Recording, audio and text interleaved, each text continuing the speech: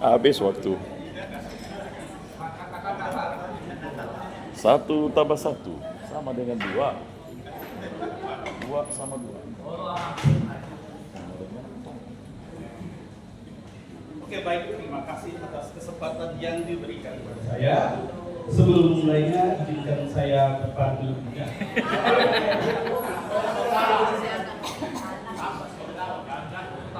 Berbahan dulu bayi di badan. Di papan ada peniup nasi. Pemilihan penyuluh teladan, maka sopan dalam berinovasi. Ikan sepat, ikan gabus, tidak dicampur lele. Semakin cepat semakin bagus, tidak bertele-tele. Baik, para penulis dan dewa juri semua, sebelum saya menyampaikan materi saya yang tidak bertentangan dengan yang diperintahkan oleh para panitia, saya ingin menyampaikan video yang saya kirim. Mungkin video ini tidak sama dengan materi saya, namun itulah yang bisa saya sampaikan. Ini video saya mengenai pemberian sakramen, ya, ada di YouTube. Jangan lihat dari subscribe-nya yang sangat sedikit. Karena menurut saya, apapun yang kita lakukan, kita harus tetap ingat sakramen. Oke, ya. Dan sekarang masuk ke materi. Inovasi penyuluh agama Katolik dalam membangun generasi emas. Subnya menjadi motivasi inspirasi untuk pembangunan moral generasi muda di era globalisasi.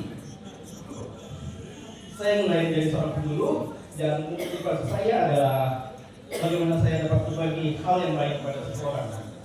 Bukan hanya sesama, tapi bagi yang berbeda iman pun. Melihat mereka tersenyum, itu merupakan kebahagiaan yang terhinggakan bagi saya. Kalau dulu penyuluhan itu terbatas untuk paroki dan gereja atau umat beriman yang seiman, namun sekarang meluas ke majemuk ya sekarang, ya, karena sudah ada moderasi beragama, gitu ya. Lanjut ke berikutnya, penyuluh agama Katolik adalah agen cinta tanah air dan toleransi, moderasi beragama. Tugas kita semua bertugas membina iman umat, tetapi juga berperan sebagai agen transformasi sosial. Mengingat beratnya tugas menjadi seorang penyuluh, bertingkah yang dikompensasi sebagai seorang penyuluh agama. Saya sebagai seorang penyuluh cukup aktif dalam bermedia sosial, namun sebatas bermedia sosial atau ikut dalam media sosial. Misalnya saya punya akun Telegram, Facebook, Instagram, TikTok, dan YouTube yang baru saya lihat. Saya punya FB dari tahun 2004, Instagram 2010, 2011, dan Twitter itu 2008. Namun semuanya itu tidak berjalan maksimal karena metode penyuluhan saya konvensional, yaitu face-to-face, bertemu langsung. Namun pada hakikatnya materi-materi kita saat ini itu membuat saya semangat berinovasi kembali, ya. Jadi mudah-mudahan ya materi ini tidak memberi saya kemenangan agar saya semangat untuk lebih baik lagi. YouTube-nya sana dimatikan. Punya Bapak. Lanjut. YouTube-nya Dengan Bapak. digital, dunia adalah genggaman, sejauh apapun akan terasa dekat. Saat ini begitu mudahnya informasi disampaikan.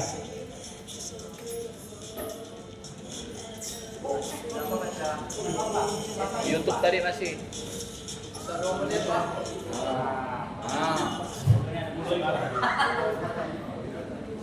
2 menit. Oke. Dunia informasi saat ini seakan tidak bisa terlepas dari teknologi, ya. Penggunaan teknologi oleh masyarakat menjadikan dunia semakin lama semakin canggih. Kita bisa lihat di situ pemaparan saya. Lanjut ke langsung ke segi positif.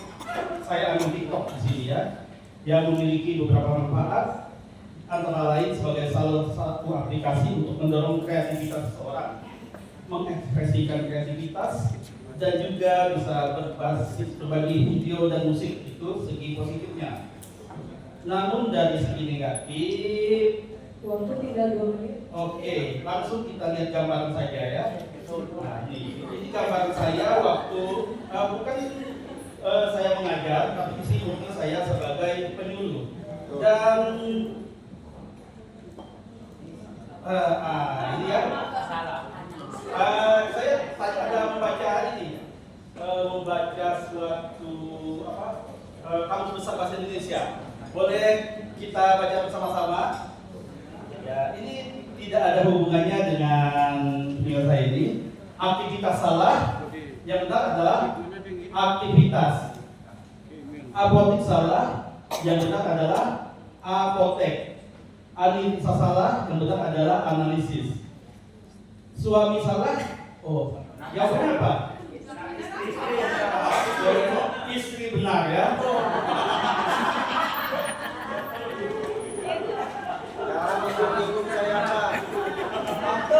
Jadi saya buka dengan pantun, saya tutup dengan pantun juga.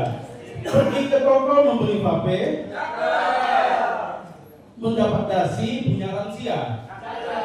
Saya ucapkan salve, semoga prestasi ini bermanfaat bagi kita semua.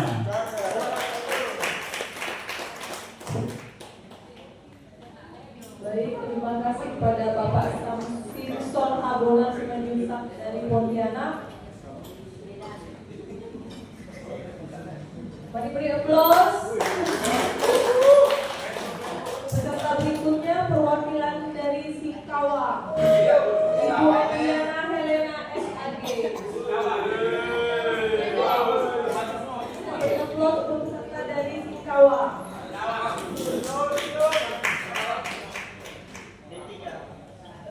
Ayo Pak Sibri.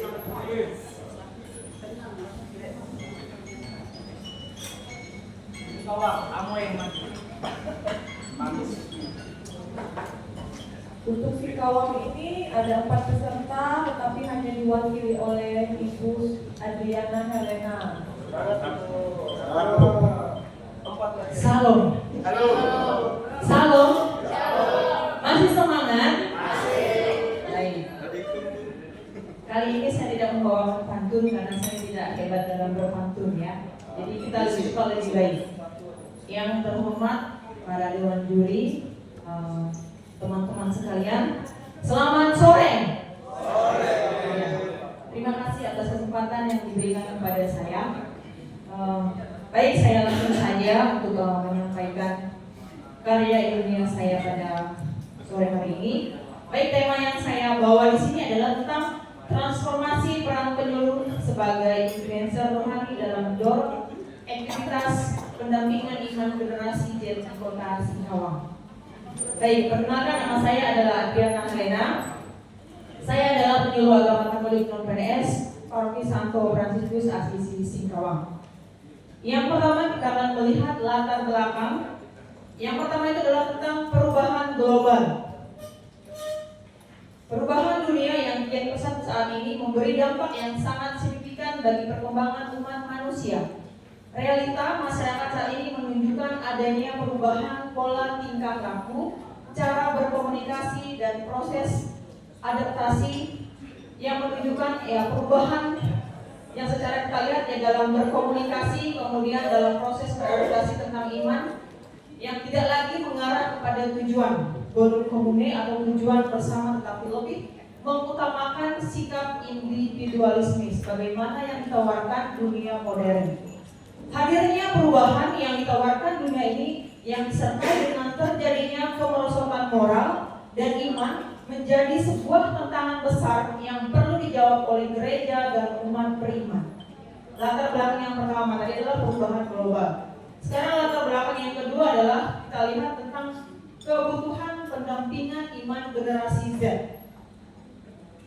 Generasi Z merupakan kelompok umat beriman yang sangat akrab dalam pemanfaatan teknologi dalam banyak aspek kehidupan dalam generasi Z.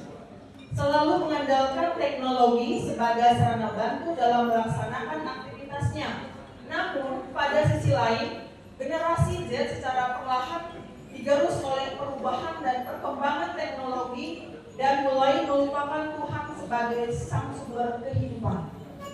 Hal ini dibuktikan dari hasil penelitian yang dilakukan oleh Putra Handirawan yang menunjukkan bahwa 61,8% generasi Z itu mengakui bahwa pelayanan dan pendampingan yang dilakukan oleh gereja itu kurang menarik. Dari hasil observasi dari lapangan juga ditemukan bahwa bentuk pendampingan yang dilakukan oleh pihak gereja Katolik itu masih cenderung konvensional dengan metode ceramah dan bentuk pendampingan lainnya. Yang mana bentuk pendampingan ini ya demikian belum menyentuh kebutuhan mendasar untuk generasi Z yang senang memanfaatkan media sosial. Kemudian kita melihat metode pendalaman karya ilmiah yang saya buat itu ada dua. Yang pertama saya menggunakan studi pustaka, di mana dalam studi pustaka ini saya menggunakan dua sumber primer. Pertama dalam pembahasan karya ilmiah, ini adalah buku dan jurnal ilmiah. Dengan informasi yang didapat penulis melalui buku dan jurnal. Kemudian penulis menguraikan dalam bentuk deskripsi pembahasan yang disesuaikan dengan alur pembahasan karya ilmiah ini. Yang kedua, presentasi hasil angket, di mana saya di sini mengambil dua angket yang dua responden. Yang pertama itu adalah para penyuluh agama Katolik non PNS yang ada di Paroki Singkawang. Kemudian kelompok bina iman anak yang juga berada di stasi atau misalnya di gereja Paroki Singkawang. Nah, hal ini saya buat dalam Google Form yang dibagikan secara deskripsi berdasarkan presentasi hasil jawaban. Kemudian kita akan melihat hasil dan pembahasan. Yang pertama mengenai fenomena pola influencer ya, yang di sini di tengah kebebasan informasi dan cara berkomunikasi yang sangat terbuka saat ini, manusia dituntut untuk lebih kreatif dan bijak memanfaatkan teknologi. Hal ini dimanfaatkan dengan baik oleh para influencer ya. Mereka dengan begitu kreatif mengolah konten media sosial sehingga tidak heran banyak sekali pengikut-pengikutnya. Selain informasi yang disampaikan juga dalam para influencer ini di media sosial mampu mempengaruhi banyak orang. Ya. Kemudian selain itu banyak orang banyak sekali pengikut. Pengikutnya. Baik. Selanjutnya kontekstual transportasi dalam penyuluh menjadi influencer. Yang pertama, penyuluh hadir untuk semua, bagi semua orang. Kebutuhan pendampingan pada generasi ini harus segera dijawab dalam mulai aktif dalam memanfaatkan media sosial dalam pewartaan. Harapannya dengan keseriusan para penyuluh memanfaatkan teknologi dalam pewartaan ke depannya.